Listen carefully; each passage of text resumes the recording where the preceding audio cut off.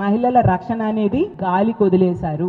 ప్రజల రక్షణ అనేది ఎంత దారుణంగా గాలి కొదిలేశారు. ఈ రాష్ట్రంలో తీసుకుంటే నేరాలకు క్రూరాలకు అంటే క్రూరత్వానికి అడ్డాగా మారిపోయింది ఈ కూటమి పాలనలో. నేరస్తులు, దోపిడీదారులు, అత్యాచారాలు చేసేవారు, హత్యలు చేసేవారు, ఇలాంటి వాళ్ళందరికీ కూడా షెల్టర్ జోన్గా ఆంధ్రప్రదేశ్ రాష్ట్రం ఈరోజు మారిపోయిన పరిస్థితి.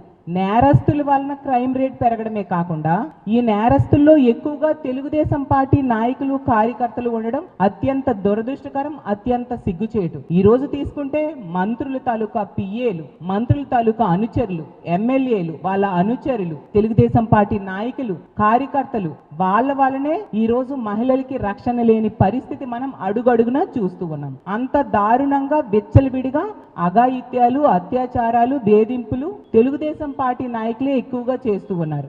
ఈరోజు కూటమి ప్రభుత్వం అధికారంలోకి వచ్చాక రెడ్ బుక్ రాజ్యాంగాన్ని వాళ్ళు అమలు చేస్తూ అంబేద్కర్ రాజ్యాంగాన్ని తొంగలో తొక్కడం వలన ఇలాంటి పరిస్థితులు, ఇలాంటి దారుణమైన పరిస్థితులు ఈ ఆంధ్రప్రదేశ్ రాష్ట్రంలో మనం గమనిస్తూ ఉండే పరిస్థితి.